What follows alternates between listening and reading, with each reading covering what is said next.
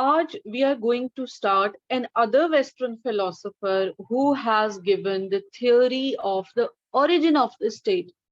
कि दुनिया में जो पहली स्टेट बनी वो किस तरह से बनी।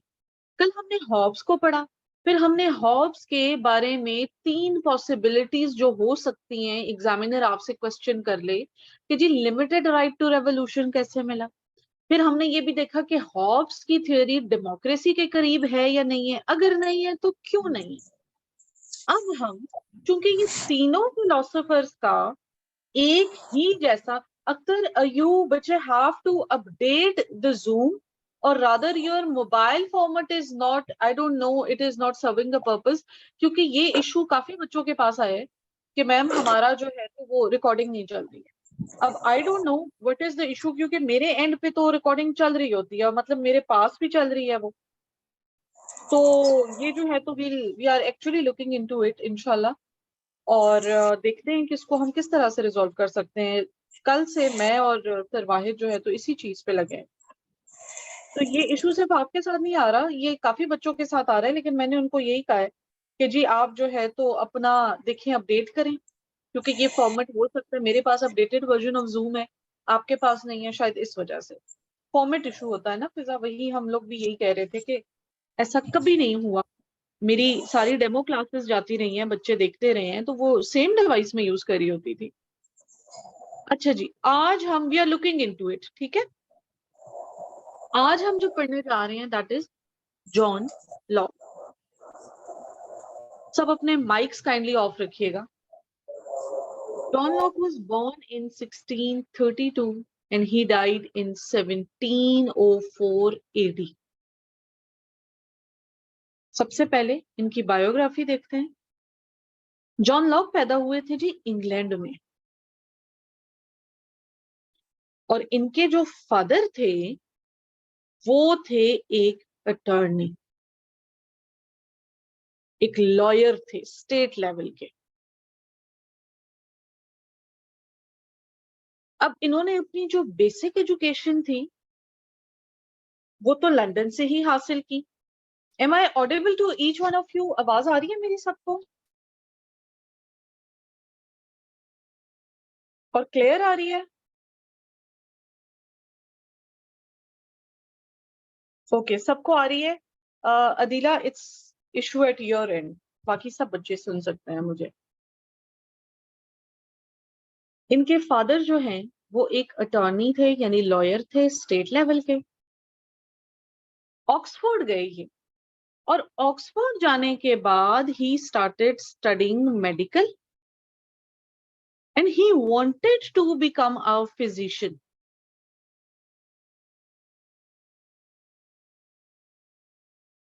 जब इन्होंने अपनी डिग्री मुकम्मल कर ली तो ये जी हॉस्पिटल में आ गए अपनी प्रैक्टिस करने।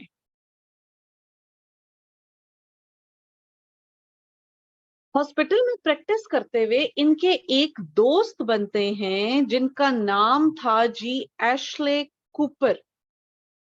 एशले कूपर एक सियासतदान थे और फाउंडर थे एक पॉलिटिकल पार्टी के, जिसको हम आज भी इंग्लैंड की विक्स पार्टी के नाम से जानते हैं। अब जैसे आप लोगों पर अपने दोस्तों का बहुत असर होता है, सेम जॉन लॉक पर भी अपने इस दोस्त का बड़ा असर हुआ। ये इतना मुतासिर हो गए पॉलिटिक्स से कि इन्हीं के साथ डिस्कशंस करते करते जॉन लॉक ने भी पॉलिटिक्स पर लिखना शुरू कर दिया। वैसे तो काफी किताबें इनकी हैं, लेकिन जो फेमस बुक है, आपसे एमसीक्यूज में पूछते हैं, that is fragments of government.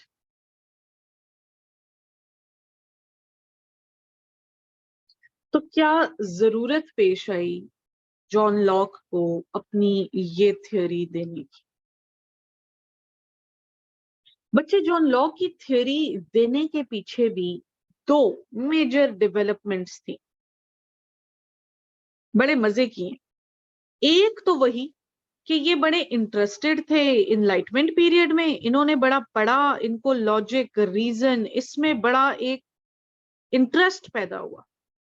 और दूसरी डेवलपमेंट ये है कि वो कंडीशंस, वो सिविल वॉर जो हॉब्स के टाइम पर होनी थी, जिसका डर लोगों के दिल में था, वो एक्चुअली हो चुकी थी। लॉक के टाइम में ये डर वेनिश इसलिए हुआ क्योंकि civil war actually it broke out, it happened. अब ये सिविल वॉर ना 1942 से 51 तक ना फेजेस में चलती रही, ये ब्रिटिश हिस्ट्री वालों को पता होगा। तो खैर इसका जो रिजल्ट निकला वो ये था, हमने दो पार्टीज के बारे में पढ़ा था जी। इधर थे रॉयलिस्ट जो थे प्रो किंग, और इधर थे जी हमारे रिपब्लिकन्स या पार्लियामेंटेरियंस, ये थे जी प्रो पार्लियामेंट। नतीजा ये निकला इस सिविल वॉर का कि हमारी पार्लियामेंट जीत गई। और पार्लियामेंट ना सिर्फ जीती बल्कि इसने एक बड़ा ऐलान भी किया। इसने ऐलान ये किया कि जी किंग तो, मोनार्क तो वैसे भी हार चुका है, पोजीशन तो उसकी बड़ी वीक हो चुकी है। हम क्या करते हैं, क्योंकि हमारे लोग शुरू से ये एक ट्रेडिशन देखते हुए आए हैं, इंग्लैंड के लोग शुरू से ये एक ट्रेडिशन देखते हुए आए हैं कि जी मोनार्क अपनी कुर्सी पर बैठता था और स्टेट के काम चलाता था। एक्चुअली तो पावर हमें मिल गई, अब हमें तो पार्लियामेंट में सारी पावर्स मिल चुकी हैं। हम क्या एक एहसान करते हैं मोनार्क की इस कुर्सी पर और इस पोजीशन पर कि हम उसको कहते हैं ठीक है, आप हार गए, आप हमारे किसी काम में मुदाखलत नहीं करेंगे। हाँ, अगर आपको अपनी सिर्फ कुर्सी पर बैठना है, सिर्फ एक सेरेमोनियल हेड बनना है, तो आप बन जाए, क्योंकि हमारे लोगों की एफिलिएशन बड़ी है इस कुर्सी के साथ, तो हम इसको रिलेटिवली खत्म नहीं करना चाहते। आप बेशक अपनी पोजीशन संभालें, लेकिन हमारे किसी काम में आप मुदाखलत नहीं करेंगे। मोनार्क ने कहा बिल्कुल ठीक है, एक तो मैं पहले से हारा हुआ, मेरी पोजीशन ऑलरेडी वीक, फिर भी अगर मुझे कुर्सी मिल रही है तो 100 बिस्मिल्लाह। अब ये सिनेरियो था कि pro parliament people actually they won the war, the civil war. तो बच्चे जब सिविल वॉर खत्म हो गई तो वो जो केओस था, वो जो पैथेटिक लाइफस्टाइल था इंग्लैंड के लोगों का, वो जो अफरा तफरी सी थी और हर तरफ डर था, फियर था, अब बच्चे वो खत्म हो चुका था, क्योंकि बस सिविल वॉर हो गई, ठीक है जी, मुकमुका हो गया, पावर मिल गई पार्लियामेंट। यहां पर फिर लॉक ने अपनी पार्लियामेंट की पावर को इनलाइटन करने के लिए अपनी थ्योरी दी है। और लॉक अपनी थ्योरी में क्या कहते हैं ये अब हम देखते हैं नेक्स्ट पेज पे। यहां तक स्क्रीनशॉट डन करेंगे।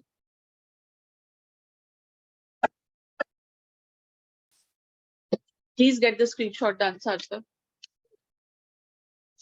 होता कुछ यूं है कि सेम हेडिंग जो हमने हॉब्स में दी थी वैसी ही हेडिंग अब आप लॉक्स में देंगे, लेकिन लॉक की जो थ्योरी है दैट इज, उसमें ऑब्वियसली इम्प्लीकेशंस डिफरेंट होंगी, उसमें ऑब्वियसली सर्कमस्टांसेस डिफरेंट होंगी, लेकिन हेडिंग सेम होगी। इसकी एक वजह है, और वो वजह क्या है आपको जब मैं ये अभी क्वेश्चन अटेम्प्ट करना सिखाऊंगी तो आपको समझ आ जाएगी। ह्यूमन नेचर के बारे में बात है। लॉक कहता है कि मेरे दौर का इंसान तो बड़ा पीसफुल है, मेरे दौर का इंसान तो बड़ा केयरिंग है, बड़ा कोऑपरेटिव है। मेरे दौर के इंसान को तो अगर आप देखें तो ये exactly opposite to that of Hobbes है, ऑप्टिमिस्टिक है। क्यों? क्योंकि लोगों के दिलों में से वो डर खत्म हो चुका हुआ था, माइट इज राइट वाली जो बात थी, जो रूल था, वो खत्म हो चुका हुआ था। अब हमारे पास इस, यस इमरान, अब हमारे पास स्टेट ऑफ नेचर कैसे हो, लोग किस तरह से अपनी जिंदगी इन हालात में गुजारते होंगे। तो ये बड़ी सिंपल सी बात है, जहां डर नहीं है वहां पर अमनो अमान होगा, वहां पर पीस, हार्मनी और टेंशन कोई नहीं होनी, सब कुछ अच्छा होगा। लाइफ की सर्टेनिटी होगी। फिर लाइफ की सर्टेनिटी होने के साथ साथ क्या पावर डिस्ट्रीब्यूशन होगी? नहीं, पावर डिस्ट्रीब्यूशन इस वजह से नहीं होगी क्योंकि बच्चे सब अपने आप को दूसरे के बराबर समझेंगे, तभी तो अमन है। जहां पर पावर डिस्ट्रीब्यूशन ऑफिशियली अनाउंस नहीं होती, वहां पर हमेशा chaos मचता है, जैसे हॉब्स के टाइम पे मच रहा था। तो power distribution at the time of lock will be absent.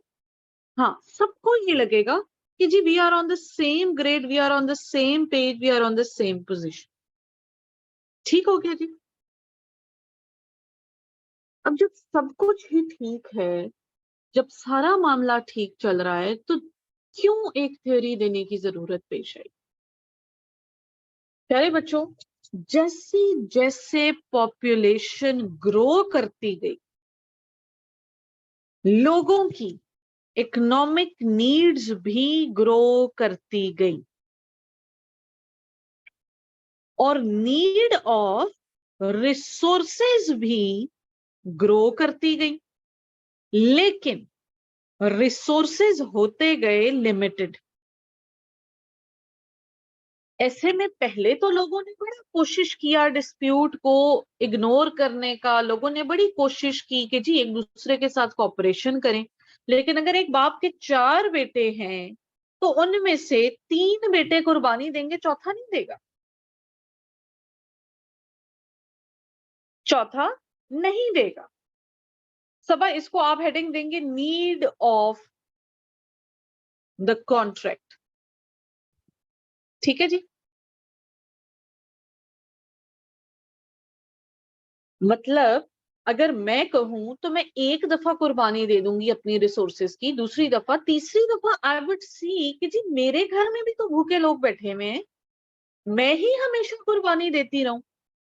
What happened कि जी जब रिसोर्सेज लिमिटेड होते गए और नंबर ऑफ पॉपुलेशन इंक्रीज होता गया, इकोनॉमिक नीड्स ग्रो करती रही, तो हुआ ये कि लोगों के बीच में डिस्प्यूट्स स्टार्ट हो गए, लोगों के बीच में कॉन्फ्लिक्ट्स स्टार्ट हो गए। और इन डिस्प्यूट्स और इन कॉन्फ्लिक्ट से फिर हालात दिन ब दिन खराब होते चले गए। अब इन कॉन्फ्लिक्ट्स को रिजॉल्व करने वाला कोई नहीं था। तो हुआ कुछ यूं कि कुछ अक्लमंद लोग आए, एक जगह पर बैठे और उन्होंने कहा कि जी let's enter into a contract. याद रहे कि ये कॉन्ट्रैक्ट भी एक वर्बल कॉन्ट्रैक्ट था, ये कॉन्ट्रैक्ट रिटन कॉन्ट्रैक्ट नहीं था। अच्छा जी, इस वक्त ना 2 कॉन्ट्रैक्ट्स बोले गए। एक कॉन्ट्रैक्ट ये बोला गया कि जी एवरीबडी या ईच पर्सन, हर इंसान ने कहा, हर एक उस फर्द ने कहा जो लॉक की कम्युनिटी में थे कि जी मैं अपने सारे राइट सरेंडर करूंगा, लेकिन इस कंडीशन पर कि मेरे सामने बैठने वाला बंदा भी सेम करेगा। I will surrender all my rights on the condition if you do the same. For example मेरे सामने दाऊद बैठे हुए हैं, मैं दाऊद को कहूंगी, दाऊद और मैं और हमारी कंप्लीट कम्युनिटी बैठी है कॉन्ट्रैक्ट में इंटर होने के लिए। मैंने दाऊद को कहना है कि मैं ठीक है कॉन्ट्रैक्ट के लिए जा रही हूँ, लेकिन मेरी शर्त यह है कि तुम भी आओगे। दाऊद कहेगा मैं जाऊंगा, शर्त यह है कि मैम इज्जत भी आएंगी, जैसे हम जिरगे में करते हैं। ठीक है, हम क्या करते हैं जिरगे में कि हम अपने राइट्स इस कंडीशन पर कुछ लोगों के हाथों में देते हैं कि जी सामने वाला भी सेम करेगा, फिर वो भी फैसले का हक नहीं रखेगा, फिर फैसले का हक हमारे जिरगे के जितने भी अरकान हैं उनके पास होगा। तो एक तो ये कॉन्ट्रैक्ट हो गया। दूसरा कॉन्ट्रैक्ट फिर ये बोला गया कि जी not as a person, we as a community will enter into a contract, we will surrender all our rights to the representatives. ये रिप्रेजेंटेटिव्स की एक जमात होगी जो हम खुद चुनेंगे। और ना सिर्फ ये कि हम अपने राइट्स इनको दे रहे हैं, हमारी इनसे एक शर्त ये है कि जी आप हमारी लाइफ की, हमारी प्रॉपर्टी की और हमारी फ्रीडम की प्रोटेक्शन करोगे। हम अपने राइट्स इस कंडीशन पर सरेंडर करते हैं रिप्रेजेंटेटिव्स को कि अगर ये हमारी लाइफ, लिबर्टी या फ्रीडम और प्रॉपर्टी को सिक्योर करेंगे, प्रोटेक्ट करेंगे। तो जी ये वाला कॉन्ट्रैक्ट हो जाता है accept. This is the contract number 2। और इसमें लोग, इसकी अंग्रेजी जब आप लिखेंगे तो कुछ इस तरह से लिखेंगे कि जी to make the community work, they said that we as a community will enter into the contract with the representatives, but the condition is that they have to protect the life, the liberty and the property of us. अब जो बच्चे representatives चुने गए ना, वो representatives इन्होंने खुद चुने, and they were few people. और उन लोगों को कहा कि जी अब ये जिम्मेदारी तुम लोगों की है, क्योंकि हमारे आपस में लड़ाइयां हैं, कॉन्फ्लिक्ट्स हैं, आप लोगों ने उनको रिजॉल्व करना है, तो ये जिम्मेदारी आपने संभालनी है। अब हुआ क्या, कॉन्ट्रैक्ट हो गया। अब हम इसकी देखेंगे इम्प्लीकेशंस। साजदा स्क्रीनशॉट डन करें जी, तो हम आगे इसकी अब इम्प्लीकेशंस देखते हैं। बात समझ में आ रही है सबको?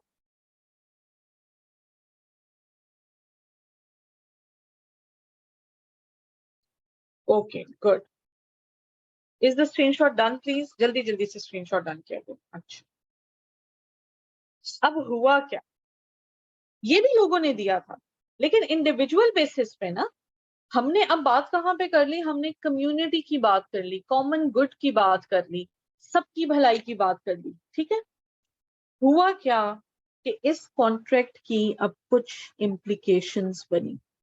अब बच्चे इम्प्लीकेशंस ऑफ कॉन्ट्रैक्ट में भी हेडिंग्स हॉब जैसी होंगी, लेकिन इम्प्लीकेशन ऑब्वियसली डिफरेंट होगी। कैसे? पहले तो जी मुबारक हो, स्टेट बन गई, ठीक है। और ये जो स्टेट बनी, ये स्टेट आर्टिफिशियली बनी या ये स्टेट ऑर्गेनिकली बनी? जल्दी जल्दी से बताएं। Is this state that is been made at the time of Locke is artificial और ऑर्गेनिक?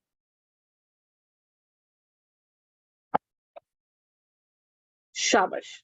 ये स्टेट भी आर्टिफिशियल है उसामा और दाऊद।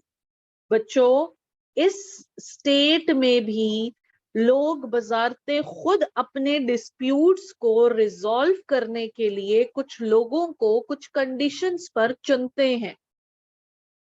ऑर्गेनिक कैसे हो गई? ये तो आर्टिफिशियली ऐसे सर्कमस्टांसेस बने कि ये लोग गए कि जी हमारे पास अब और कोई चारा नहीं है, हमारे पास इकोनॉमिक नीड्स बढ़ चुकी हैं, रिसोर्सेज कम है, हमें झगड़े हो रहे हैं, झगड़ों को रिजॉल्व करने के लिए हम आपको चुन रहे हैं। तो the state that is made is artificial, ठीक है जी। एंड पॉलिटिकल ऑर्गेनाइजेशन हमारे पास बन गई, क्योंकि पॉलिटिकल ऑर्गेनाइजेशन का मतलब ये है कि जी आप पावर को डेलीगेट कर लेते हो। तो हमारे पास रिप्रेजेंटेटिव्स ऊपर आए, क्योंकि खुद चुने थे लोगों ने। और नीचे कौन आए जी? नीचे सारी अवाम आ गई, तो पॉलिटिकल ऑर्गेनाइजेशन बन गई। Who is the sovereign in this contract? Sovereignty किसको हासिल है इस कॉन्ट्रैक्ट में? जल्दी से बताएं। मैं असेस कर पाऊंगी ऐसे कि आप लोगों को कॉन्ट्रैक्ट की समझ आई है या नहीं आई। Very good Salal, excellent Daud. It's the people, it's the community that has entered into the, no Fiza, not representatives बच्चे, the people who have entered, उनकी sovereignty है भाई, उनकी बदमाशी है। उन्होंने साफ साफ कह दिया है कि हमारा फलाना फलाना फलाना हक पूरा करना है, इसीलिए तुम लोगों को चुन रहे हैं। उल्टा एक सेंस ऑफ रिस्पॉन्सिबिलिटी दे दी है उन्होंने रिप्रेजेंटेटिव्स को। Community as a whole is sovereign. ठीक है बच्चे, राइट्स का क्या बना? राइट्स सारे सरेंडर नहीं हुए।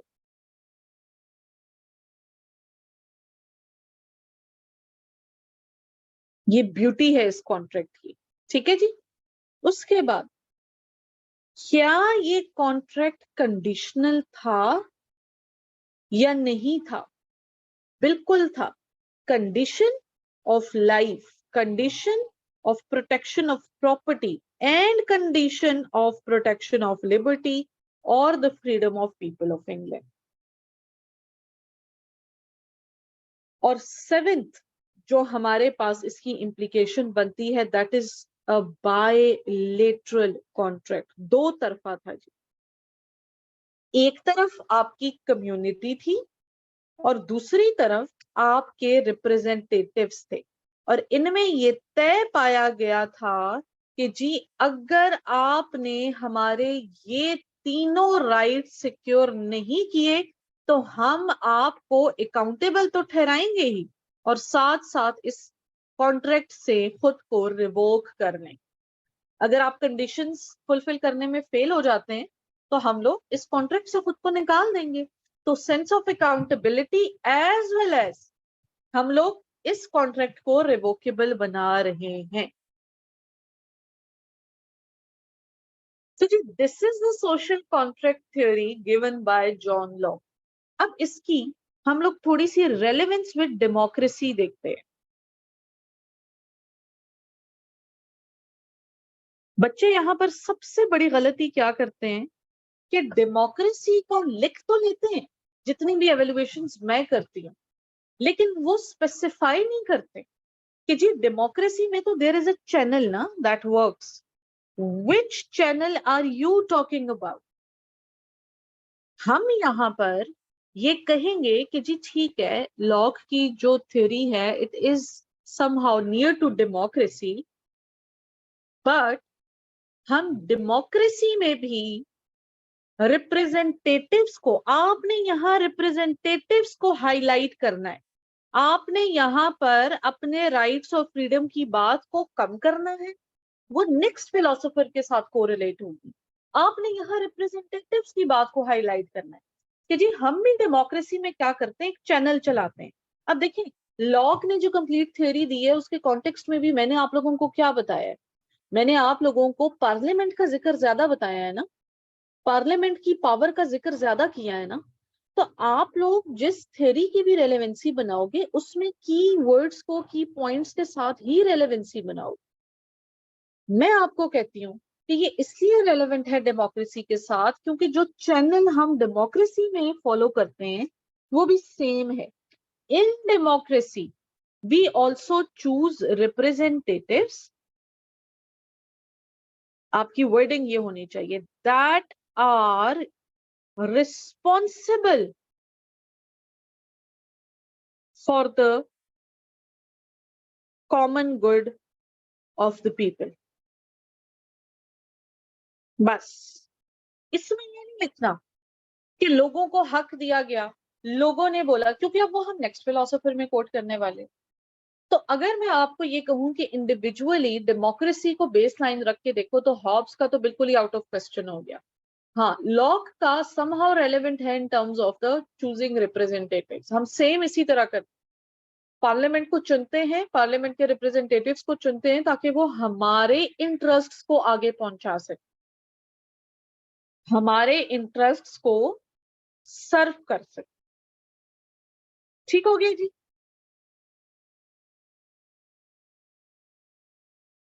बिल्कुल लिख सकते हैं कि दुनिया की जितनी भी पार्लियामेंट्स हैं उनकी बेस लाइन जो है वो यही है कि जी जो चूजिंग पावर है ना वो लोगों के पास होगी, वो कम्युनिटी के पास होगी। ये बड़ा अच्छा पॉइंट आपने बोला है, ये आप बिल्कुल लिख सकते हो। यहां तक बात क्लियर हो गई है जी, ये फिलोसोफर क्लियर है।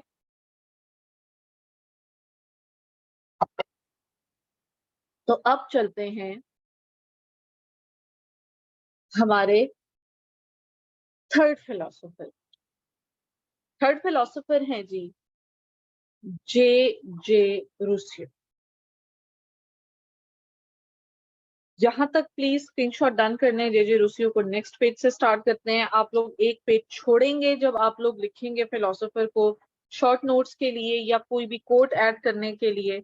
आप लोगों ने ये लाजमी, ये दोनों फिलोसोफर्स ने दिए, एक हॉब्स ने दिए, एक लॉक ने दिए। रेहान बच्चे, लॉक पे तो सवाल आपका कंपैरिजन में आएगा। अब वो किस तरह से कंपैरिजन में अटेम्प्ट करना है, मुझे रोसियो कंप्लीट करने दें, आप लोगों को मैं सारी डेमोन्स्ट्रेशन दे।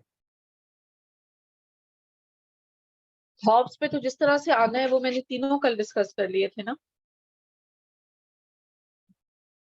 नहीं, doubt, just don't go into that thing, just stick to what I have taught. वो फिर बहुत बड़ी डिबेट हो जाएगी जी जावेद।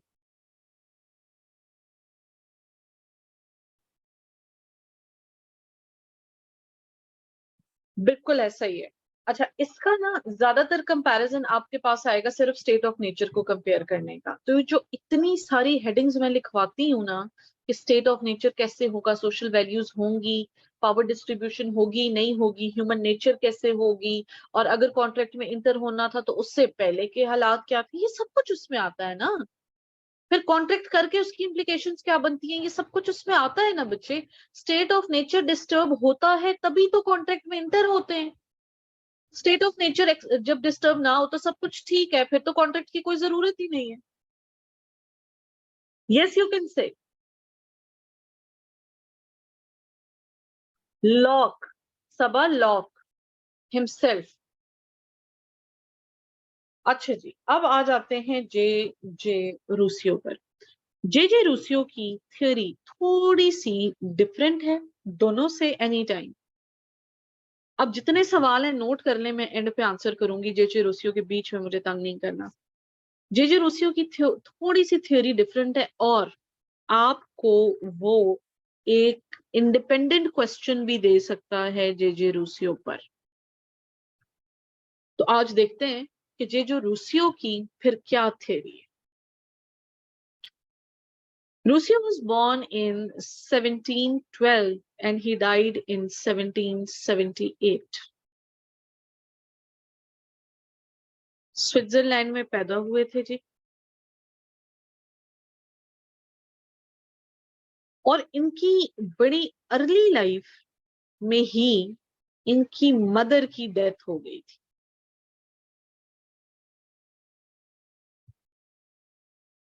इनकी मदर की डेथ के बाद थोड़े से अरसे के बाद इनके फादर को भी कैद कर लिया गया था। His father was imprisoned soon after the death of his mother। तो जितना भी हमने इनकी अर्ली लाइफ के बारे में पढ़ा है उसमें हमें पता ये चला है कि रूसियो ग्रेव एज एन ऑर्फन।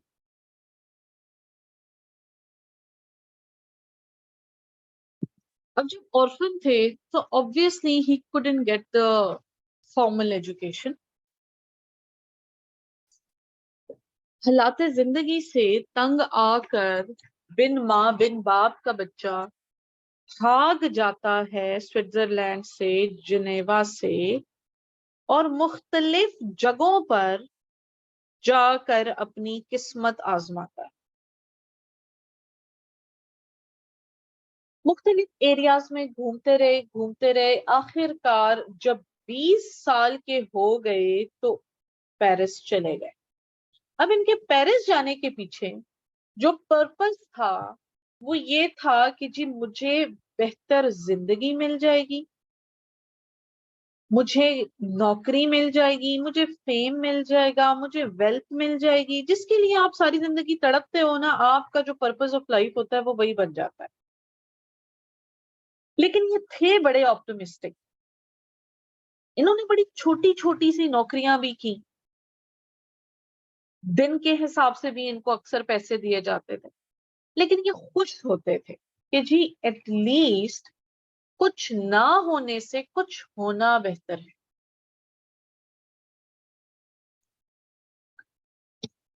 37 साल में जब ये 37 इयर्स के हुए, तब तक इनकी स्ट्रगल चलती रही, लेकिन 37 इयर्स में इनकी जिंदगी बदल जाती है। 37 साल में एक ऐसे कंपटीशन होता है पेरिस में, जिसकी थीम है, मैं बोल रही हूं आप लोग लिखते जाएं, वेदर और not,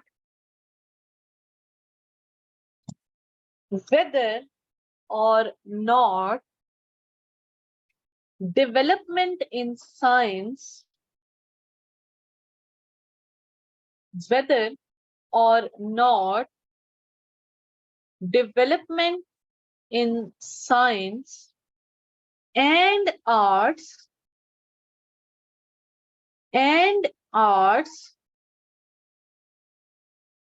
has contributed,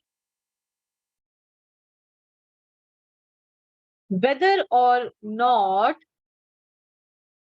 development in science and arts has contributed to the well-being of human beings, to the well-being of human beings, कि ये जो तरक्की हुई है इंसान पर, इसका क्या असर पड़ा है। जो साइंटिफिकली इंसान ने बहुत सी चीजें इजाद की हैं और जो फनून में ये तरक्की होती गई है वक्त के साथ साथ, तो इस पर इंसान की जिंदगी पर कैसा असर पड़ा है, क्या इसकी वजह से जिंदगी में कोई तब्दीली भी आई है या नहीं आई। अब ये चल रहा था जी मिड 18th सेंचुरी का दौर। सोसाइटी जो है तो वो फेवर कर रही थी लॉजिक को, सोसाइटी फेवर कर रही थी रीजन को। तो 99% लोगों ने लिखा कि जी हाँ, ये बड़ी अच्छी चीज है, ये साइंटिफिक नॉलेज और आर्ट्स ने इंसान की सोच में, उसके इल्म में बड़ा अच्छा किरदार अदा किया है और ये इनलाइटमेंट ले आई है इंसान की जिंदगी। जबकि सिर्फ एक ऐसे इंसान थे जिन्होंने अपना टॉपिक कॉन्ट्रडिक्टरी लिखा। उन्होंने कहा नहीं, ये चीजें इंसान को मजीद करप्ट कर रही हैं, उसकी मॉरल वैल्यूज को मजीद करप्ट कर रही हैं और इसकी वजह से इंसान का बहुत बड़ा जवाल आने वाला है। अब बच्चे, जब आप कन्वेंशनल चीजें लिखते हो तो आप इतने नोटिस नहीं होते, लेकिन जब आप अनकन्वेंशनल चीज लिखते हो तो आप हमेशा नोटिस हो जाते हो। नतीजतन ये रूसियो, जिन्होंने लिखा था कि जी नहीं, इल्म फनून की वजह से या साइंटिफिक नॉलेज की वजह से इंसान की मॉरल वैल्यूज करप्ट हो रही हैं, ये ऐसे का कंपटीशन जीत गए। सब लोगों की नजर में आ गए, अच्छा ये लिखते भी हैं, इन्होंने इस चीज को लिखा है, बड़ा एक कॉन्ट्रडिक्टरी स्टांस दिया है। अब इस एसे को जीतने के बाद सारी जिंदगी इस अपनी स्टेटमेंट को ये जस्टिफाई ही करते रहे, डिफेंड करते रहे। एक लैंड लेडी थी, वो इनको फाइनेंस करती थी और ये बस उनके लिए लिखते रहते थे। तो जी ठीक है, लिख रहे थे, अपनी जिंदगी का गुसर बसर हो रहा था इनका, तो वजह क्या थी कि इन्होंने कोई थ्योरी दी है या सोशल कॉन्ट्रैक्ट इंट्रोड्यूस करवाए। उसके लिए अब हम इनका देखेंगे जी कॉन्टेक्स्ट।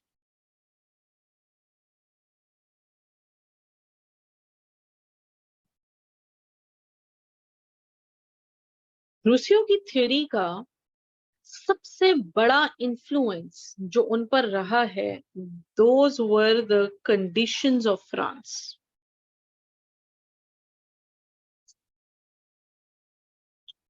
जब ये फ्रांस गए तो इन्होंने बड़ा सोचा हुआ था कि जी मुझे एक बेहतर जिंदगी चाहिए, मैं इसलिए फ्रांस जा रहा हूँ, एक बेहतर फॉर्चून चाहिए।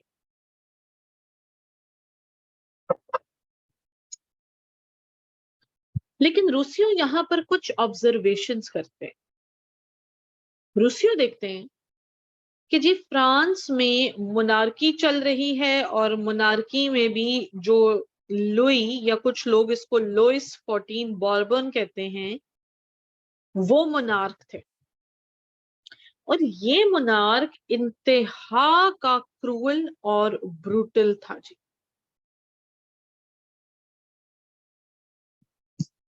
रूसियो जब जाते हैं फ्रांस तो ऑब्जर्व करते हैं कि जी यहां पर एक अलायंस बना हुआ है, alliance between two parties. One is the king और the monarch and the other one is the feudal lords,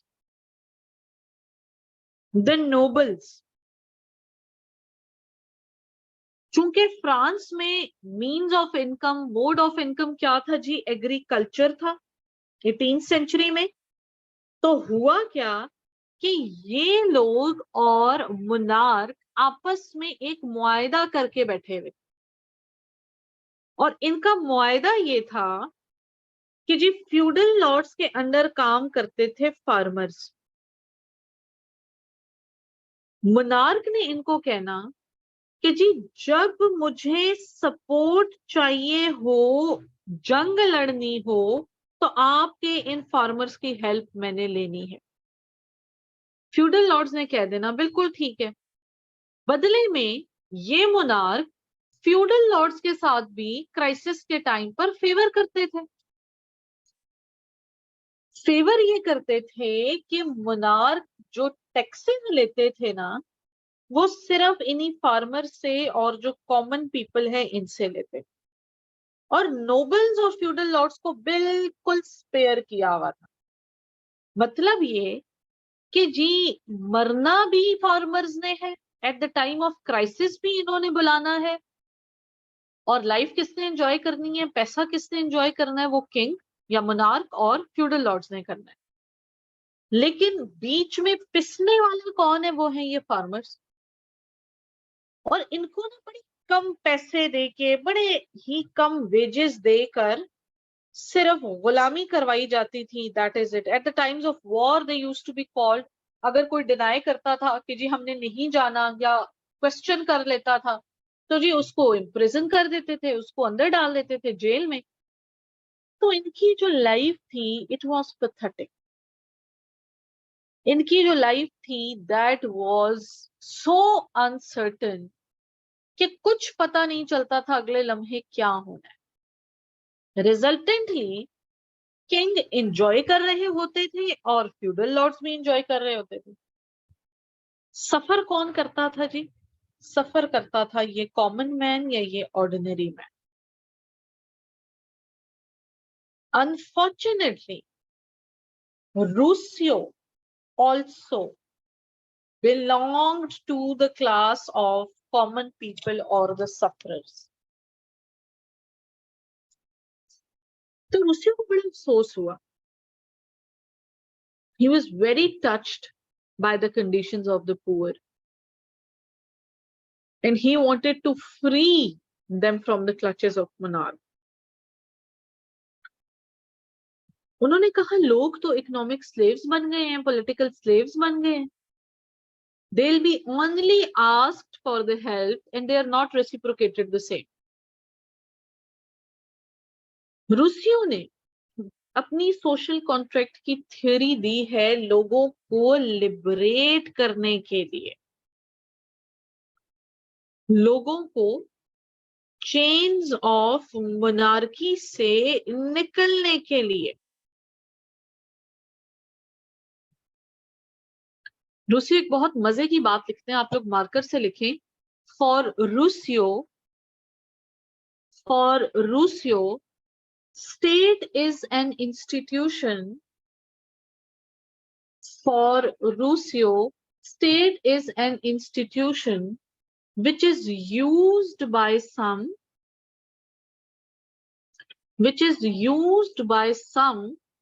to exploit the many. For Rousseau, the state is an institution which is used by some matlab monarch or feudal lords, to exploit the many. Many matlab common people. अब रूसियो अपनी theory देते हैं और अपनी theory में Sajda screenshot done करें बच्चे।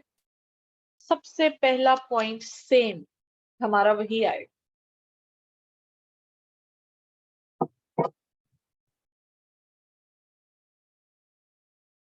रूसियो अपनी थ्योरी में कहते हैं, आप लोग थ्योरी की हेडिंग दोगे और नीचे लिखोगे ह्यूमन नेचर। एक सेकेंड, आप लोगों को मैं क्वेश्चन पढ़ लूं, बच्चों ने क्वेश्चन किया। मैंने बोला भी था कि एंड पे प्लीज क्वेश्चन कीजिएगा। The social contract theory of Rousseau. अच्छा जी, रूसियो अपनी ह्यूमन नेचर के बारे में कहते हैं कि जी मेरे दौर का इंसान ना बुरा है ना अच्छा है। हॉब्स के दौर का इंसान बुरा था, लॉक के दौर का इंसान अच्छा था। मेरे दौर का इंसान ना अच्छा है ना बुरा है, बल्कि मेरे दौर का इंसान तो इतना इनोसेंट है, इतना नाइव है कि उस बेचारे को पता ही कोई नहीं है कि बुरा बनना क्या है और अच्छा बनना क्या है। मेरे दौर का इंसान है एक नोबल सेविज। नोबल सेविज से मुराद ये है कि जी वो बारबैरिक है, वो वहशी है। वहशी का मतलब ये है कि जी मेरे दौर का इंसान सिर्फ खुद को सेटिस्फाई करना जानता है। उसको उसकी भूख मिटानी है, उसकी इंस्टिंक्ट्स को फॉलो करना है, उसकी इंस्टिंक्ट्स को सेटिस्फाई करना है। बाकी उसका कोई अमल दखल नहीं है किसी भी चीज में।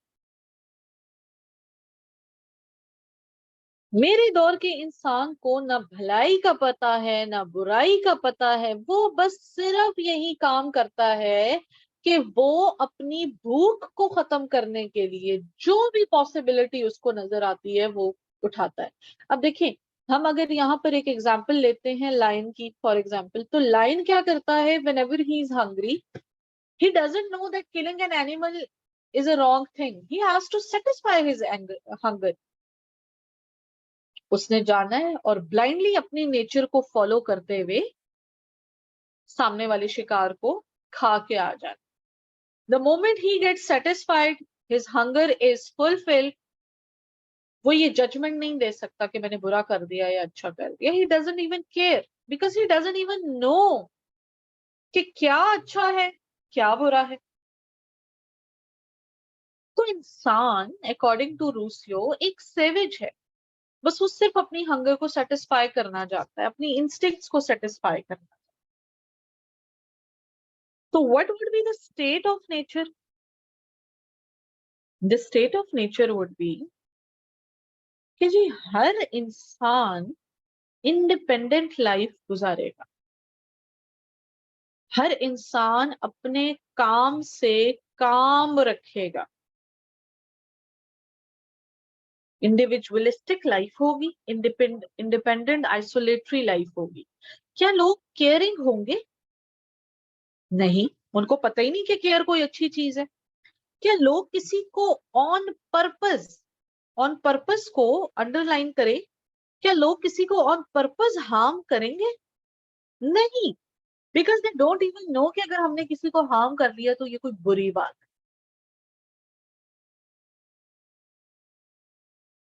They will only have limited interaction to satisfy their hunger, their living, their needs, their instincts and their survival. मैंने बताया ना, इंसान इनोसेंट। इंसान नाइव है। क्या इंसान में इस स्टेट ऑफ नेचर में कोई सोशल नॉर्म्स एंड वैल्यूज की सेंस होगी? नहीं। जब उसको कॉपरेशन का नहीं पता, जब उसको केयरिंग नेचर का नहीं पता, तो obviously he is not even social, और obviously he'll have the zero interaction.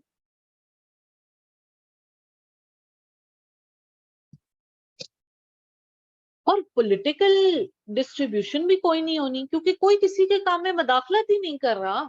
सारे फ्री हैं, एवरीवन इज फ्री। तो जी यहाँ पर भी तो हालात ठीक चल रहे हैं, कोई किसी को छेड़ नहीं रहा, कोई किसी का ब्रूटल कत्ल नहीं कर रहा।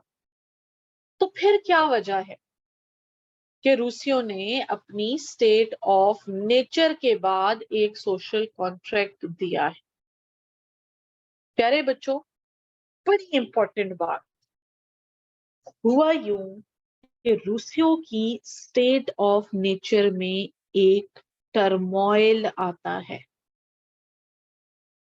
और इस टर्मोइल को कहते हैं सरपेंट। सरपेंट यहाँ एज अ मेटाफर यूज हुआ है, मुहावरतन यूज हुआ है। सरपेंट का मतलब है स्नेक, डेंजरस स्नेक या पॉइजनस स्नेक। रूसियों की स्टेट ऑफ नेचर में एक ऐसा सांप आ जाता है जो हिला के रख देता है इन तमाम स्टेट ऑफ नेचर को। आप लोग मार्कर से लिखेंगे कि वो टर्मोइल, वो सरपेंट है क्या, और ब्लैक मार्कर से लिखेंगे the very first man when the very first man pointed towards when the very first man pointed towards the piece of land, when the very first man pointed towards the piece of land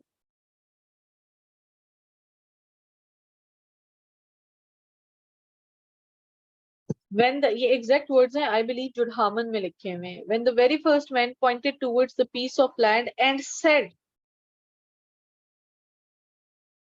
this is mine and that is thine. thine old English में yours को कहते थे। इंसान की state of nature में रूसियों की जब ये अकल आ गई कि ये जमीन का टुकड़ा तुम्हारा है और वो जमीन का टुकड़ा मेरा है, तो इसका मतलब कि एक फाउंडेशन रख ली उन्होंने सिविलाइजेशन की या सोसाइटी की। In other words, the introduction of concept of property created the serpent. बच्चे, जब आपको कुछ भी नहीं था पता, आप तो बिल्कुल ही इनोसेंट थे, लेकिन जब आप लैंड को क्लेम कर रहे हो तो इसका मतलब है कि अब आपको अकल आ गई है कि कौन से जमीन का टुकड़ा अच्छा है और कौन सा जमीन का टुकड़ा बुरा है। तो यहां तो हमने कहा था ना, अच्छे की ना बुरी की पहचान है, अब तो आपको हो गई। मेरे पास फर्ज करें एक जमीन का टुकड़ा है, एक प्लॉट है मेरा, और एक प्लॉट है फिजा का।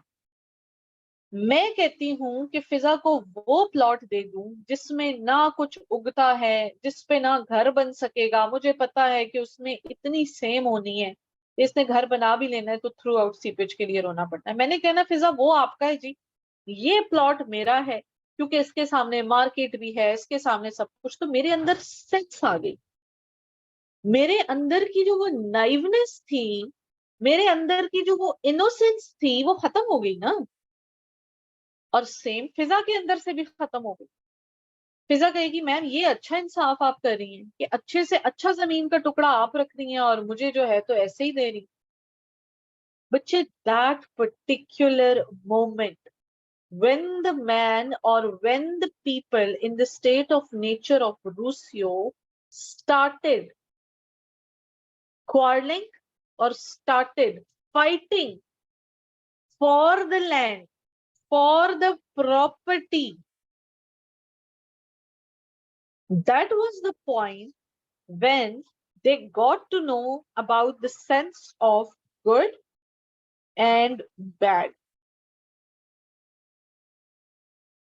यहां तक हमें ये बात समझ में आ गई कि जी अच्छे और बुरे की सेंस तो आ चुकी है, इनोसेंस तो जा चुकी है। अब इन लोगों ने क्या शुरू कर दिया, इन लोगों ने अपनी प्रॉपर्टीज को प्रोटेक्ट करना शुरू कर दिया और जो प्रॉपर्टी इनको अच्छी लगती थी उस पे कब्जे भी करने शुरू कर दिए। तो जो आपकी स्टेट ऑफ नेचर थी उसका तो बेड़ा गर्क हो गया। जहां पर कॉन्फ्लिक्ट्स आए वहां पर फ्रीडम खत्म हो गई। जहां पर डिस्प्यूट्स आए वहां पर फ्रीडम खत्म हो गई। अब लोगों ने क्या स्टार्ट कर दिया, लोगों ने तो डिक्टेशन स्टार्ट कर दी जी कि ये मेरे जमीन का टुकड़ा है, ये अच्छा है, आप जाएं उधर, वो बुरा है तो मैंने ये किसी सूरत नहीं देना, तो दिया तो मैंने आपको कत्ल कर देना है और फलाना फलाना। तो लोगों को रियलाइज हुआ कि यार ये हमसे हो क्या गया, हम तो अच्छे भले रह रहे थे इंडिपेंडेंट आइसोलेटरी लाइफ्स में, ये जो स्नेक आ गया, ये जो टर्मोइल आ गया, ये जो सरपेंट आ गया, ये तो हमारी फ्रीडम लेके जा चुका है अपने साथ। अब तो हम डरते हैं, सारी सारी रात बैठ के पहरे दे रहे होते हैं, लड़ाइयां हो रही हैं, कत्ल हो रहा है। अब लोगों ने स्टार्ट कर दिया रिपेंटिंग, लोग बड़े पछताए और इन्होंने कहा हाय काश हम अपने उसी स्टेट ऑफ नेचर में back to the times when we were innocent जा सकते। तो क्या ये अब पॉसिबल था कि ये वापस उन्हीं टाइम्स में जा सकें? इट इज इम्पॉसिबल ना, वापस उन हालात में तो नहीं जा सकते। अब तो लोगों के अंदर लस्ट आ चुकी है, अब तो लोगों के अंदर सेंस आ चुकी है, अब तो लोगों की नाइवनेस खत्म हो चुकी है। अब क्या करेंगे? अब इन डिस्प्यूट्स को, इन कॉन्फ्लिक्ट्स को खत्म करने के लिए कुछ wise people gathered at one place, sat together and they entered into a contract. This was also a verbal contract and not the written one. Contract में बड़े मजे की बात करते हैं। कॉन्ट्रैक्ट में तमाम लोग कहते हैं we surrender all our rights not to one person and not to the representatives or the group, but to the general will of the community. कि हम अपने राइट्स ना तो एक इंसान को दे रहे हैं जैसे हॉब्स ने दे दिए, ना रिप्रेजेंटेटिव्स को दे रहे हैं जैसे लॉक ने दे दिए, बल्कि हम ये तमाम राइट्स लोगों की जनरल विल को दे रहे हैं। जनरल विल से क्या मुराद है? जनरल विल को समझने के लिए आपको मैं दो कॉन्सेप्ट्स इंट्रोड्यूस करवा दूं। एक कॉन्सेप्ट है एक्चुअल विल और एक कॉन्सेप्ट है रियल विल। एक्चुअल विल क्या है? एक्चुअल विल वो डिजायर है आपके अंदर की जो सेल्फिश है। ये आपके अंदर की आवाज है और ये ज्यादातर आपको ही पता होती है। ये प्रमोट करती है आपके सेल्फिश इंटरेस्ट, ये इंपल्सिव होती है। फायदा है तो करो, टेम्परेरी, अचानक से आपके जहन में आता है, फायदा है तो करो, नहीं है तो छोड़ दो। मतलब this will is only confined to your mind and yourself. आपसे आगे नहीं सोचती ये विल, सेल्फिश इन नेचर है। लेकिन रियल विल वो विल है जो लॉन्ग लास्टिंग है, जो परमानेंट है,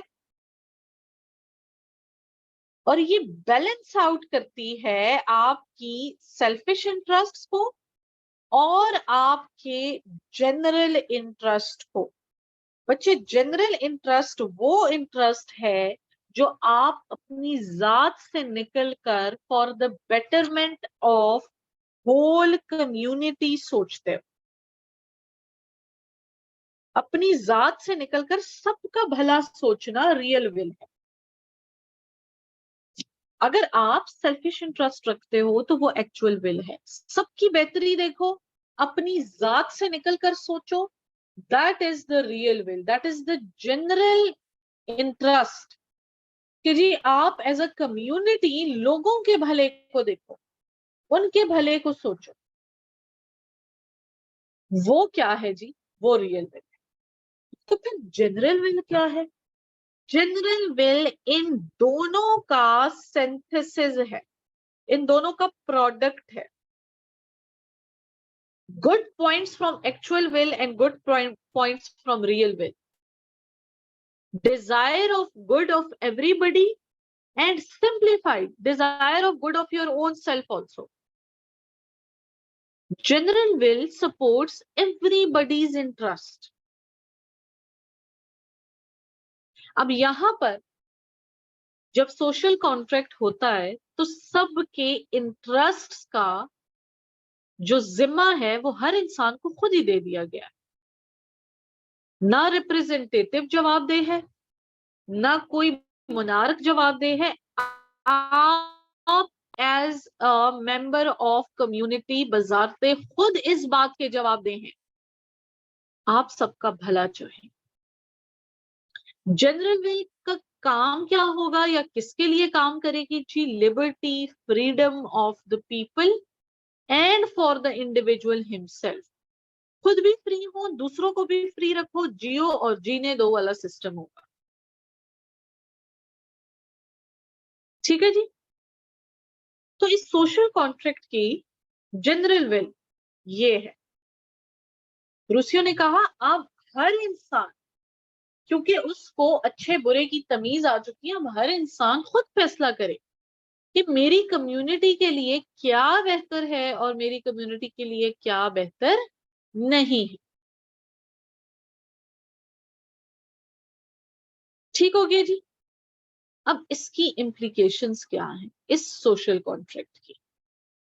इस सोशल कॉन्ट्रैक्ट की इम्प्लीकेशंस ये हैं, यहां तक स्क्रीनशॉट डन करें जी प्लीज।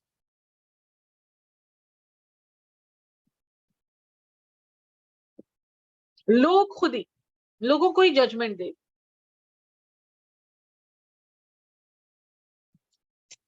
अब इस कॉन्ट्रैक्ट की इम्प्लीकेशंस रखेंगे। सबसे पहली इम्प्लीकेशन कि स्टेट क्रिएट हो गई। मौजम एक सेकंड बचे। स्टेट क्रिएट हो गई। स्टेट क्रिएट होने के बाद पावर डिस्ट्रीब्यूशन भी हो गई। पावर डिस्ट्रीब्यूशन इस तरह से हुई कि जी आपका जो जमीर है, जो इंस्टिंक्ट है, उसको ज्यादा पावर दे दी गई, and that is general will.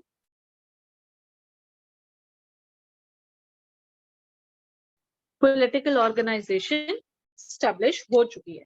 अच्छा जी, ये भी जो स्टेट बनी थी that was an artificial state. Serpent के आने की वजह से हालात खराब हुए, कॉन्फ्लिक्ट्स आए। इस वजह से who is the sovereign? The general will of everyone is the sovereign. Of everyone लिखने की भी जरूरत नहीं है, क्योंकि general will itself indicates the desires of everyone. ठीक है जी। एब्सोल्यूटिज्म भी इसी को मिल गई। क्या ये कॉन्ट्रैक्ट रिवोकेबल है? हाँ, eight the times of war अगर कोई रिवोक करना चाहता है तो वो रिवोक कर सकता है, लेकिन मोस्टली उस कंडीशन में भी आपने क्या देखना है? आपने गुड ऑफ एवरीवन देखना है। ये कंडीशनल था जी। इसमें कंडीशन क्या थी? Freedom, peace. ठीक हो गया जी? So these were the implications of the Rousseau's state of nature or social contract theory. अब जनरल विल क्या हमेशा मेजॉरिटी लोग ही रिप्रेजेंट करेंगे? क्या जहां पर ज्यादातर लोग अपनी राय दे दें, क्या वही ठीक होगी? ऐसा जरूरी नहीं है. General will can be expressed by minority also. अगर वो हक पर है, अगर वो अक्लमंदाना तरीके से अकल से काम लेते हुए सबकी बेहतरी का सोच रहे हैं, तो ये माइनॉरिटी मेजॉरिटी पर भारी होगी. ठीक है जी? State is good on the basis of interest and not on the basis of the number of rulers it has. जब तक आपकी स्टेट में general will works for everyone's interest, you are in safe hands. If everyone is thinking about the betterment of everyone, तो जी क्या होगा? आपकी general will के जरिए आपकी स्टेट हमेशा वेलफेयर प्रिवेल करे. और इसमें जरूरी नहीं है कि जी आप ज्यादातर लोगों को कहें कि वो जनरल विल रिप्रेजेंट करें. It can be represented by the majority and minority, both. It can be anyone. Rousseau कहते हैं कि अगर हमारे जो रूलर्स हैं वो भी गवर्न करते हैं, तो उनको भी ये चीज देखनी चाहिए कि लोगों के इंटरेस्ट क्या है, लोगों के good of everyone, good of the complete state क्या है. बेस लाइन क्या रखनी है जी?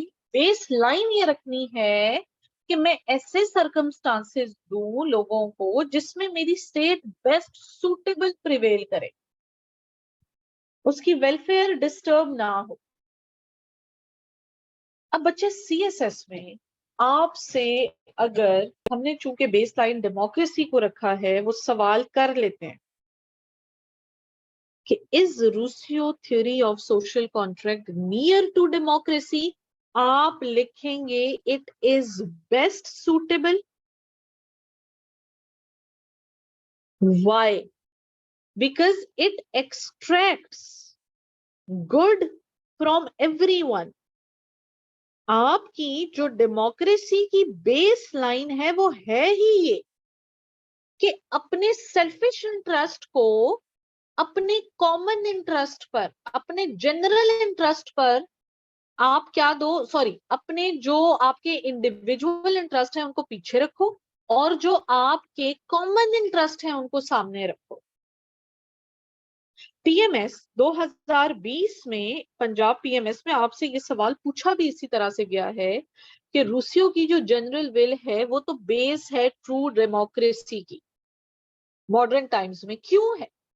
क्योंकि वो जनरल विल रिप्रेजेंट ही सबका अच्छा करती है. उस जनरल विल ने तो एक सिंथेसिस यही डेवलप कर दी है कि जी आप बजाते खुद अपनी जात से निकलकर अपने स्टेट का भी भला सोचो और उस स्टेट में रहने वाले हर एक इंसान का भी भला सोचो.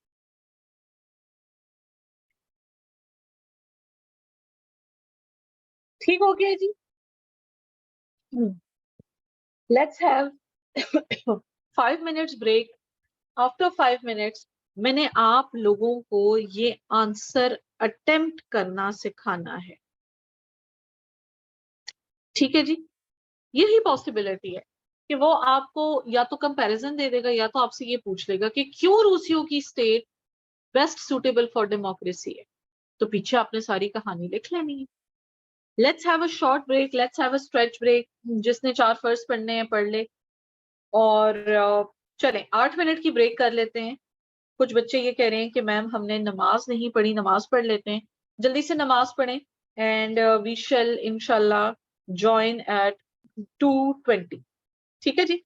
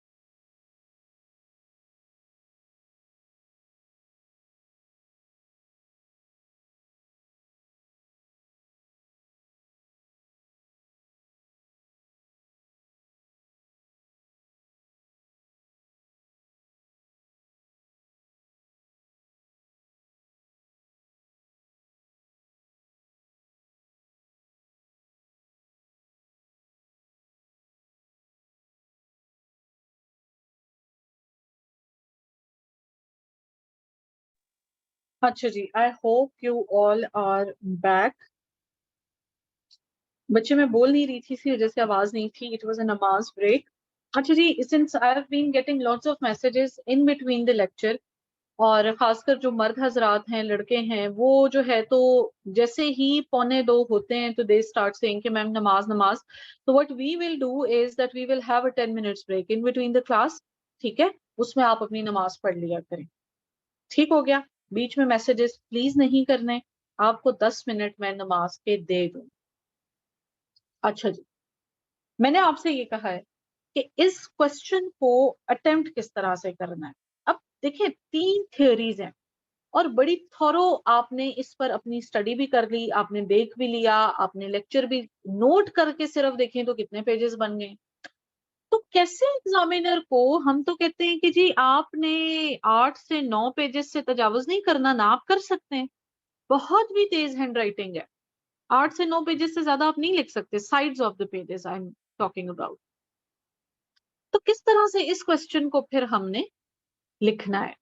सवाल वो आपसे ये कर सकता है कि जी compare the social contract theories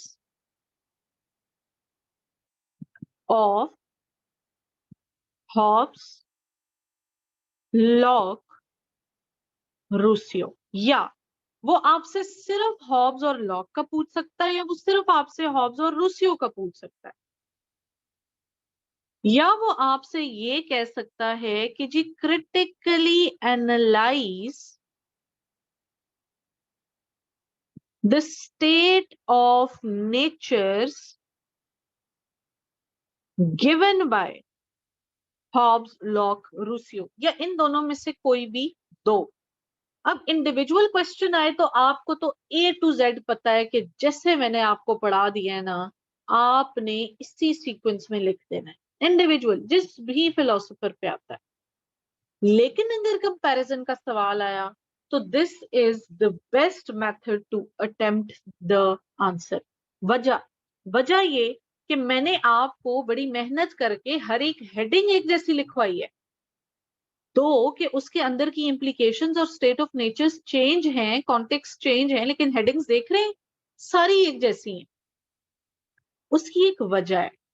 इधर लिखेंगे आप लोग बच्चे हॉब्स, इधर लिखेंगे आप लोग बच्चे लॉक, और इधर लिखेंगे आप लोग रूसियो। अब जहां कंपेयर एंड कंट्रास्ट के सवाल आते हैं तो जनरल साइंस के अलावा भी आप उसको लाइन लगा के अटेम्प्ट कर सकते हो। इनफैक्ट मेरे पिछले जितने भी करियर में एवेल्युएशंस मैंने की हैं, जो बच्चा मुझे इस तरह से आंसर प्रेजेंट करके देता है, मैं उसको एक आध नंबर एक्स्ट्रा इस वजह से देती हूँ क्योंकि उसने मुझे बड़ा ईज आउट कर दिया। ठीक है ना?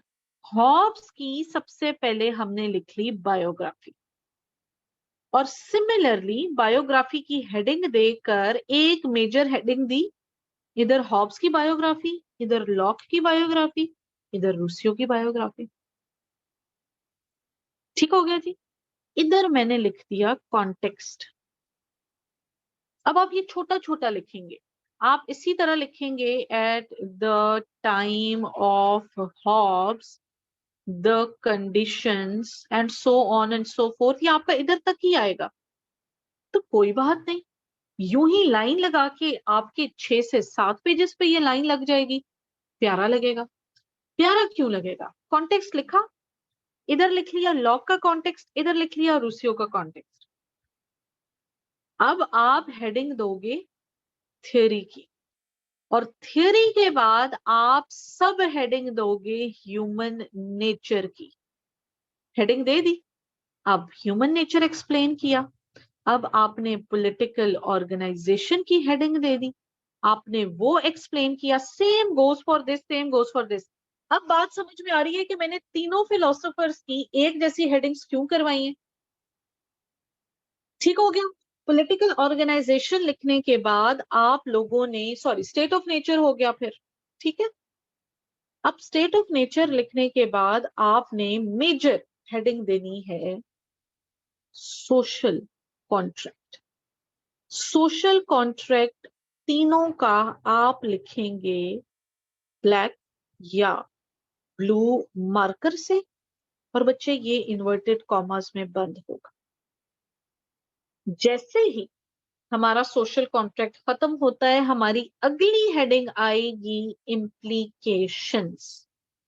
अब इम्प्लीकेशंस की भी मैंने सारी एक जैसी हेडिंग्स करवाई हुई है कि जी स्टेट बनी, स्टेट आर्टिफिशियल बनी, सॉवरन कौन था, फिर उसके बाद पॉलिटिकल ऑर्गेनाइजेशन बनी, एब्सोल्यूटिज्म किसको मिली, रिवोकेबल था, इरिवोकेबल था और कंडीशनल था या नहीं। सबकी एक जैसी हेडिंग्स हमने कवर की हुई है। ठीक हो गया जी। अब क्या होगा, अब आएगा मेन पार्ट, और मेन पार्ट है आपका क्रिटिकल एनालिसिस। यहां तक स्क्रीनशॉट डन करें। तो इसके बाद अब मैं आपको नेक्स्ट पार्ट बता। अच्छा, इसको लिखते लिखते ना आपने कोशिश करनी है कि आपका 7 to 8 pages, sides of the pages से ज्यादा ये ना जाए। बायोग्राफी को श्रिंक कर लें, क्योंकि आप छोटा छोटा लिख रहे होगे, हर पेज पे ये लाइन ड्रॉ की हुई होगी। मेक श्योर ये तजावुज ना करे 7 से 8 पेजेस। ठीक है जी, sides of the pages. Screenshot done करें। अब मैं आपको बताती हूँ कि इसका एनालिसिस किस तरह से लिखना है। तो एनालिसिस तो ऑलरेडी हम कर चुके हैं ना। एनालिसिस तो हमने डेमोक्रेसी के साथ इसको लिंक करके लिख लिया है, कर लिया है। अब आप लाइन को छोड़ दोगे, लाइन नहीं ड्रॉ करोगे।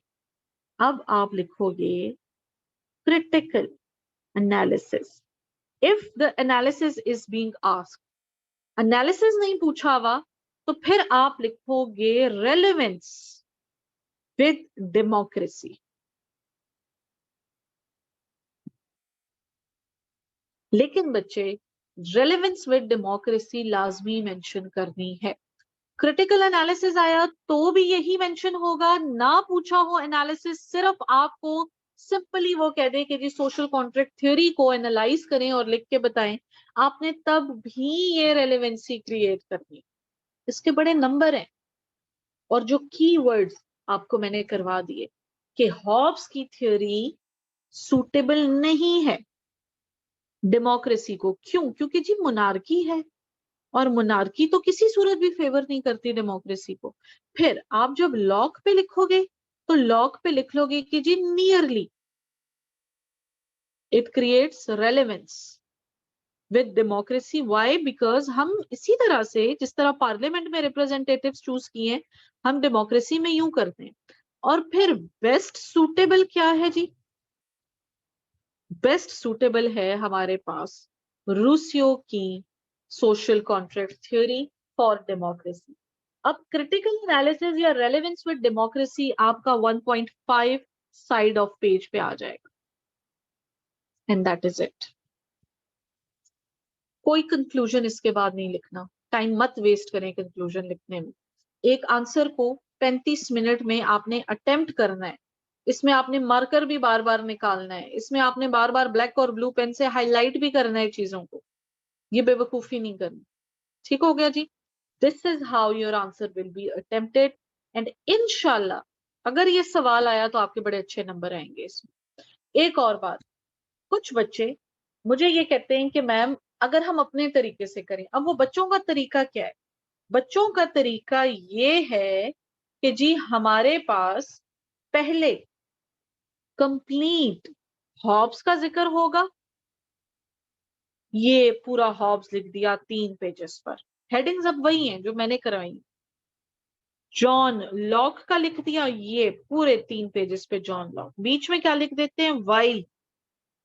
ठीक है, ये तरीका भी गलत नहीं है, लेकिन ये तरीका एग्जामिनर को थका दे।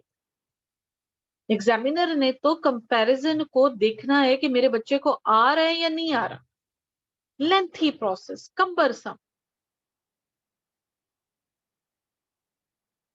Dawood, I believe they are enough, time consuming.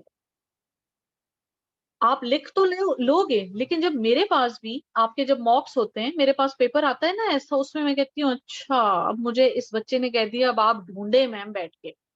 मैंने इसका एनालिसिस देखना है कि इसने किस तरह से रिप्रेजेंट किया है, क्या इसको स्टेट ऑफ नेचर में डिफरेंस करना आता है। उसके लिए फिर मैं पढ़ूंगी। और जहां एग्जामिनर को पढ़ना ज्यादा पड़ता है, इट मीन्स उसने आगे के 2 पे सिर्फ टिक टिक लगा के आपको एक सवाल में 11 या 11.5 नंबर दे, जबकि उस दूसरे तरीके से अटेम्प्ट करने पे you can even get 14 marks.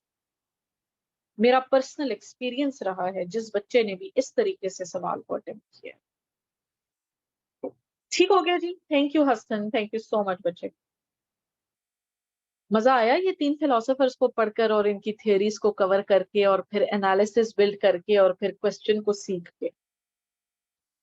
अब ये आपसे कभी नहीं भूलेगा इंशाल्लाह, अब ये आपको हमेशा याद रहेगा।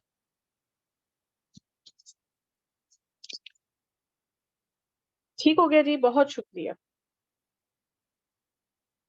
बहुत शुक्रिया सीमा, बहुत शुक्रिया। अच्छा जी, चलें, let's move forward to a next western philosopher. This is only for the compare question. बिल्कुल, इमरान पूछ रहे हैं मैम क्या ये सवाल सिर्फ हम कंपैरिजन वाले सवाल में ही इसको इसी तरह से अटेम्प्ट कर सकते हैं? बिल्कुल, बिल्कुल सिर्फ कंपैरिजन वाले में। और सवालों को किस तरह से अटेम्प्ट करना है वो फिर मैं आपको सिखाऊंगी साथ साथ ना। अभी तक आप लोग सिर्फ इसी पे खुद को रखें, खुद को प्लीज कंफ्यूज ना करें। चलते हैं जी नेक्स्ट सवाल पर। हमारे पास एक और फिलोसोफर हैं और उन फिलोसोफर का नाम है जी जर्मी बेंथम। बहुत शुक्रिया, बहुत शुक्रिया। आप लोग लाइक बच्चे हैं इसलिए आप लोगों को समझ जल्दी आ रही है। अच्छा जी, जर्मी बेंथम का हम लोग बायोग्राफी आज करेंगे, लेकिन इसकी थ्योरी मैं नेक्स्ट वीक करवाऊंगी क्योंकि थ्योरी अभी कवर नहीं हो सकती। तो जल्दी जल्दी से इनका हम लोग इंट्रोडक्शन देख लेते हैं। बड़े मजे का फिलोसोफर, बड़े मजे की फिलोसफी। 1748 को ये पैदा हुए थे जी और 1832 को ही डाइड। इनकी बायोग्राफी ये है कि जी ये पैदा हुए थे इंग्लैंड में और इनका ताल्लुक एक बड़े रिच घराने से था।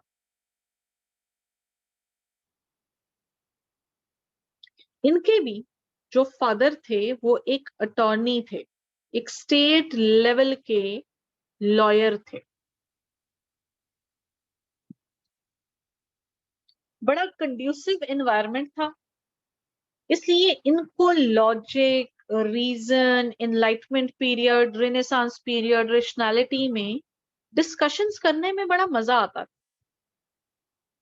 इतना इंटरेस्टेड थे एज ऑफ एनलाइटमेंट में कि जी जब बेंथम 7 साल के थे तो इन्होंने सारे ग्रीक फिलोसोफर्स को पढ़ लिया था। स्टूडियस थे, तमाम ग्रीक फिलोसोफर्स पढ़ लिए। बड़े होने पर क्योंकि इनके फादर भी लॉयर थे, इन्होंने खुद भी लॉ में एडमिशन ले लिया और अपनी ग्रेजुएशन करने के बाद लॉ में प्रैक्टिस शुरू कर दी जैसे तमाम वकला करते हैं। लेकिन प्रैक्टिस करते हुए इनके जहन में एक बात आई, इन्होंने कहा मुझे ना ज्यादा मजा नहीं आ रहा, ये प्रैक्टिस करते हुए मुझे ज्यादा मजा नहीं आ रहा, जो सब कर रहे हैं वो मैं क्यों करूं? मैं तो एक वेल ऑफ इंटेलेक्चुअल माइंड रखता हूं, क्या मैं बस सिर्फ ये लॉ पढ़ने तक खुद को महदूद कर दूं? इन्होंने क्या किया जी, इन्होंने कर दिया अपनी जॉब को क्विट और अपनी सारी जिंदगी फिर ये लिखते रहे, ये पढ़ते रहे और ये जो एक मेजर काम करते रहे वो ये किया इन्होंने कि इन्होंने लॉ मेकिंग प्रोसेस को बड़ा डिटेल में एक्सप्लेन किया। ये मुल्कों को बताते थे कि जी आपने लॉज किस तरह से बनाने,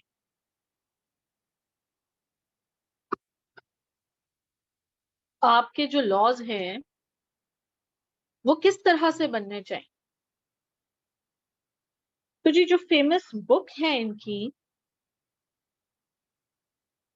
वो है an introduction to the principles of morals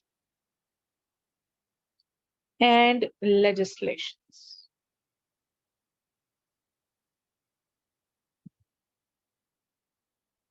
जर्मी Bentham ने जो अपनी थ्योरी दी है उस पर एग्जामिनर 3 तरह से आपसे सवाल कर सकता है। बच्चे ये जो मैं सवाल की पॉसिबिलिटीज बताती हूँ ना, ये आपने मार्कर से लिखनी है ताकि आपको पता हो कि भाई ये 3 सवाल उस वक्त जब पेपर में आते हैं बच्चे बिल्कुल हवा में होते हैं।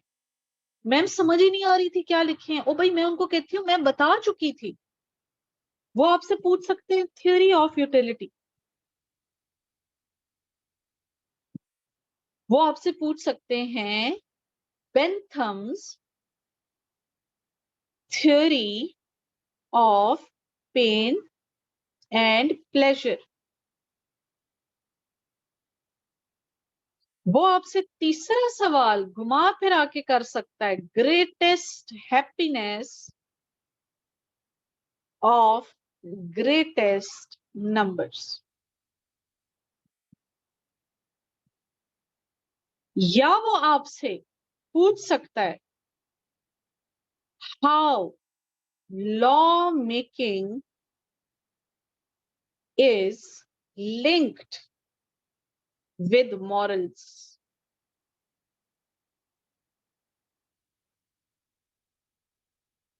ये 4 वो सवाल हैं जिनके अल्फाज ऊपर नीचे करके एग्जामिनर आपको ट्रिक कर सकता है। लेकिन लेट मी टेल यू, इन तमाम सवालों का जवाब वही बनेगा जो अभी मैं आपको करवाने लगी। The theory that I'm going to teach you fits in every question that I have written अभी।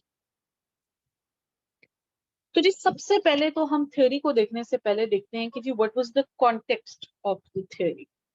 अच्छा बच्चे, कॉन्टेक्स्ट ऑफ द थ्योरी, सारजा बच्चे यहां तक स्क्रीनशॉट डन कर दें, मैं जल्दी से आप लोगों को इसका कॉन्टेक्स्ट करवा दूं।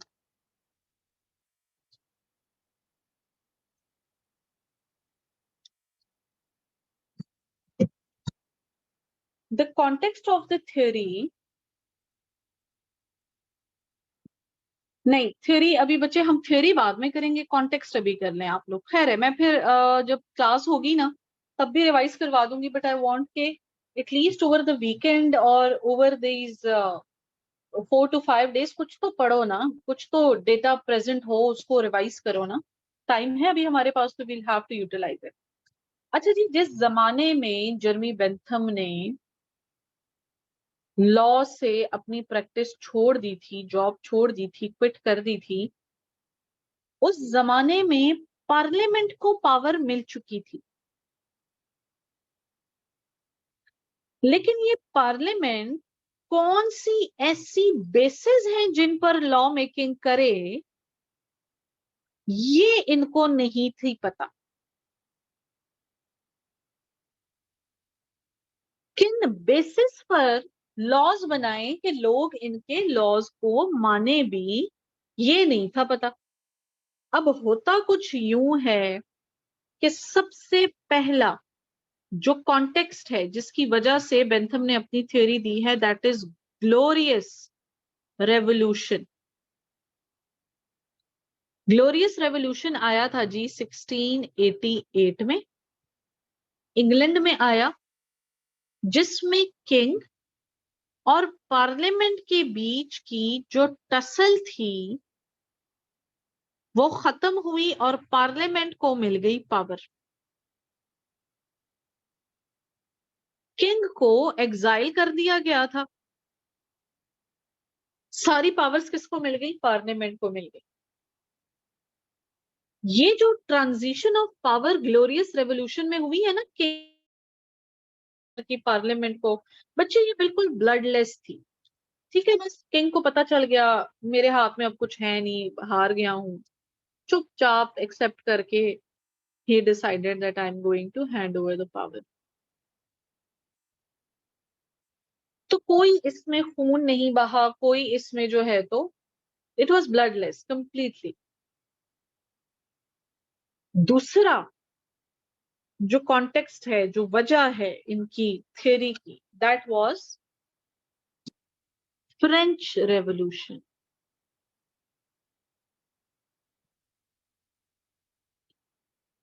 फ्रेंच रेवोल्यूशन आया जी 1789 में, और लोइस 16 थे बारबॉन, जिनको एग्जीक्यूट किया गया था, और इनकी भी पावर डेलीगेट होकर पार्लियामेंट को मिल चुकी थी। अब ये जो ट्रांजिशन ऑफ पावर थी, ये जो ट्रांसफर ऑफ पावर थी, ये कंप्लीट ऑफ ब्लडशेड थी। बड़ा खून खराबा हुआ था, and it was a bloody war.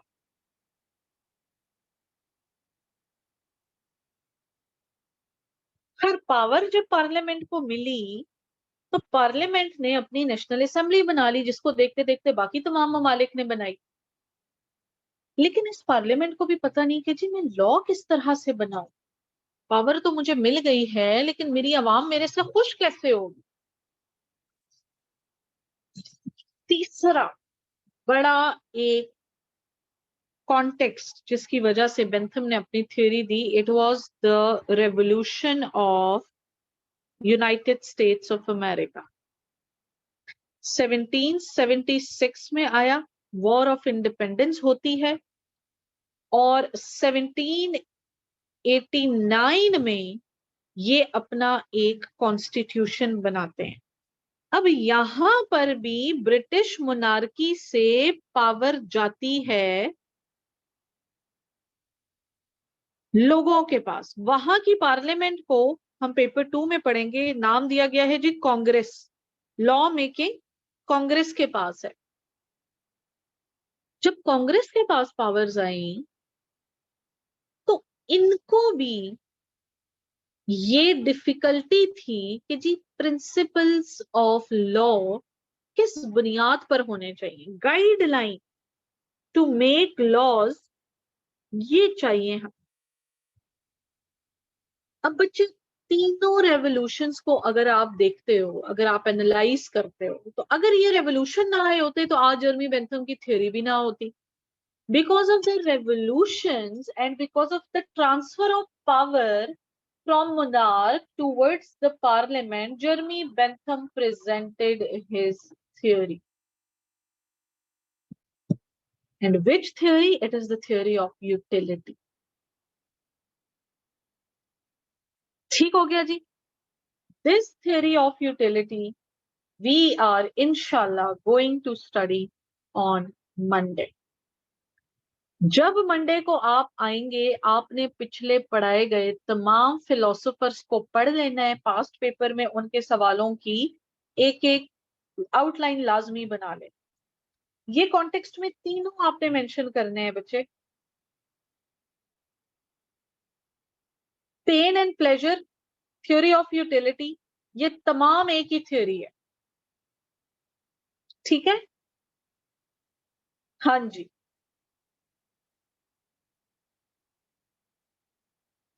मैंने जुड हार्मन की बुक सेंड की हुई है सर वाहिद को, आप लोगों को मिली नहीं है अब तक? Okay, I ask him.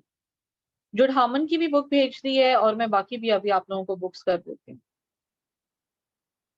Dawood, बच्चे जो रेलेवेंट मटेरियल का आप पूछते हो ना, तो जो मेरे लेक्चर डिजाइन हुए हुए होते हैं वो 7 to 8 सोर्सेज से मैं थ्रू आउट पढ़ रही होती हूँ। आपकी जिस तरह की क्लास होती है, उससे पहले मेरा लेक्चर प्रिपेयर करने पे 3 से 4 घंटे लग रहे होते हैं। तो हर टॉपिक के लिए मेरा भी यही है कि मैं अपडेटेड वर्जन रखूं और हर तरह से पढूं। अब आपको वो 7 to 8 सोर्सेज मैं नहीं बता सकती कि आप, अच्छा एक जुड हार्मन से पढ़ने में वहां से पढ़ती हूँ, एक मेरी मास्टर्स की किताबें हैं मैं वहां से पढ़ती हूँ, एक मैं इंटरनेट के रिसर्च पेपर्स हैं वहां से पढ़ती हूँ, एक इंडियन पब्लिकेशन है मैं वहां से पढ़ती हूँ। अब आप अगर पढ़ सकते हैं इस टेन्योर में तो मैं आपको पूछ देती हूँ। नहीं, सिर्फ और सिर्फ जावेद ब्लैक ब्लू मार्कर और ब्लैक और blue pen, that is it. References paper में आप आराम से दे सकते हो, अगर आप किसी और बुक का या किसी दूसरे फिलोसोफर का रेफरेंस देना चाहते हो। पेपर अटेम्पटेशन वाली क्लास में हम सारा डिस्कस करेंगे। चले, मिल जाता है जेब, आई लास्ट इंशाल्लाह। ठीक हो गया जी, ख्याल रखें अपना। आप सबसे, वेस्टर्न फिलोसोफर तो टोटल आपके जितने मेंशन्ड हैं वो हैं जी आई थिंक 19 या 20। जो मेरा सेशन होता है रेगुलर,